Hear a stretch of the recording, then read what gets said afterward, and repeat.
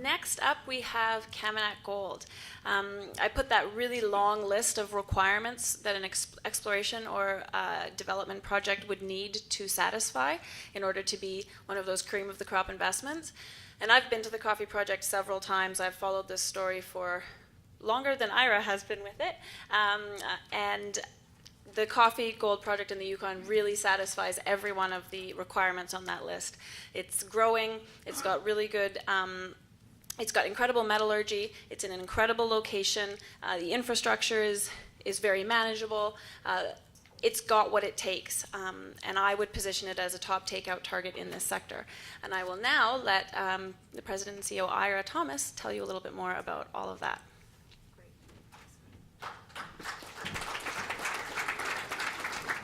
Thank you very much, Gwen. Kaminak is also very pleased to be participating today in this forum, and it's great to see such a high level of attendance, especially on an early Saturday morning. So I'm very pleased to be updating you on Kaminak's flagship development track gold project in Yukon called Coffee, and I too will be making forward-looking statements.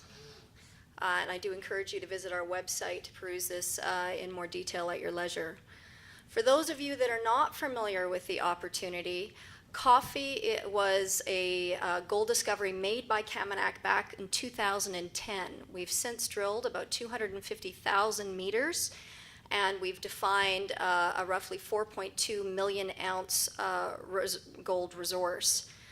Coffee is located within the Titina Gold Belt, which straddles the Alaska-Yukon border, and you can see the many other deposits in that belt, and many of them you may be familiar with. However, Coffee is not associated with porphyry-style mineralization. Rather, we do represent a new deposit style for the Yukon in that we're evaluating a relatively high-grade, structurally hosted hydrothermal gold system. The other big advantage that we have at Coffee is that we are located in a part of the Yukon which has never been glaciated. And as a result, we've developed a very deep weathering profile over our deposits. That has resulted in more than 2.6 million ounces of our 4 million ounce resource reporting as oxide, which has in turn demonstrated great amenability to heap leaching. And that is a key value driver for our project that I'll be speaking about a little bit more in a moment. Big news for our company and the project in 2014 was the completion of our first preliminary economic analysis at Coffee, which confirmed that we have a very robust open pit heap leach mining project using a US $12.50 gold price and a 95-cent exchange rate. And it's a project that is sizable. It'll generate about 167,000 ounces on average over an 11-year mine life. And our all-in sustaining costs are under US $700 an ounce.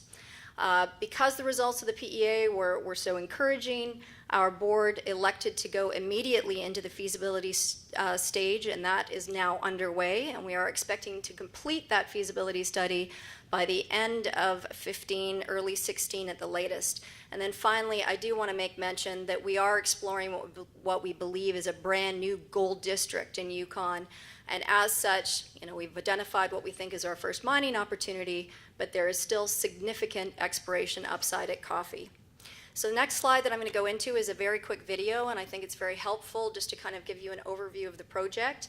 It will give you a sense of the terrain, the topography, access to our site. We'll actually look at the deposits themselves in 3 dimensions, and then we'll, at the end, have a quick look at how we intend to mine these. So it goes pretty quick, so I'm just going to give you the highlights and not attempt to pause it as we go. We're going to start at 50,000 feet and zoom in. Alaska-Yukon border. We're about 130 kilometers south of Dawson. Our land package is sizable, right on the Yukon River, 50 kilometers west to east. We have included the cost to build a permanent access road to our site in our PEA, but to date, we benefit from commercial barge access and a road. The deposits themselves are shown on this slide, more than 12 discoveries. The bulk of the resource, however, is in 4 deposits. You can see highlighted in those circles. Again, note the topography here. It's quite flat. This is high-level plateau.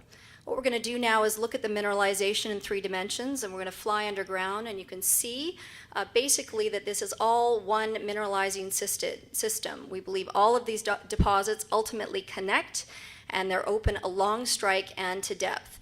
And as we come around, you'll see our current 43-101 resource, and I'll talk more about that in a moment. And then we're going to highlight in red the oxide ounces that we really have targeted for our first mining opportunity.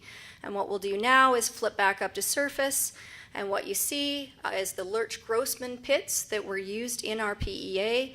In red, roughly 2.1 million ounces of targeted oxide mineralization for mining. When we apply an 88% metallurgical recovery, that gives us roughly 1.86 million ounces of gold production over 11 years. Looking at the economic highlights from the PEA, our base case scenario is shown highlighted in that gold column. And once again, we did use a $12.50 gold price, and the study was done last June using an US-Canada exchange rate of 95 cents. Our fuel costs going into this PEA were also about $1.16 a liter for diesel. So we're feeling very comfortable that the assumptions going into this PEA by today's standards are quite conservative. So you can see that this project will generate an after-tax net present value at a 5% discount of $330 million, an after-tax IRR of 26%, and our payback is roughly 2 years. What our board really took comfort from with this result is that you can stress the gold price down to $1,000 and we still have a positive project. On the other hand, like all projects, we're highly leveraged to the price of gold and gold grade. I'm not going to go into a lot of detail here. I do want to highlight the fact that the production profile is front-end loaded.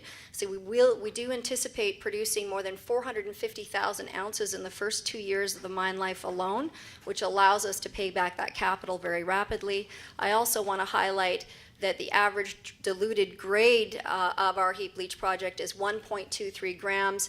So when coffee goes into production, it will be one of the highest grade open pit heap leach gold projects in the world. Another thing I really like to emphasize about coffee is its simplicity. This is not a project where we will be required to build a tailings dam or a mill. Basically, we'll be mining material from these gray open pits you see on the screen. We've got the green waste rock piles, and then we've got a heap leach facility that's scoped down below. Very straightforward, tried and tested conventional technology. We did determine since completing the PEA that we had a more economical alternative for our heap leach facility, which you see highlighted there. And we are now thinking about moving from a valley fill type facility to a free draining heap up the hill, and we will be making more commentary on that in the coming months. The other question we get a lot about with coffee is infrastructure, and you can see that though we don't currently benefit from a road to our site, we are surrounded by good access in general, and we do benefit from barge access and an existing road that connects our barge landing site to our deposits. The intention is to build a road longer term, and that has been included in the costs from our PEA. This is just showing you our barge access site. The road itself, we were able to build that 23-kilometer road for just over $1.2 million. This is an area of the Yukon that you really can construct roads very cost effectively, so it's an easy place to work. Our pre-production capital costs are currently estimated at about $300 million. This is assuming a 100% owner-operated scenario where we buy everything brand new off the shelf. There's a lot of detail behind these numbers, and we did include a contingency as well. And we are now actively working to see if we can't influence some of those numbers downward. So I think probably the most surprising metric to come out of the coffee PEA in 2014 was the fact that we are delivering very low all-in sustaining costs. You know, this is a project in northern Canada. The assumption is that our costs will be high.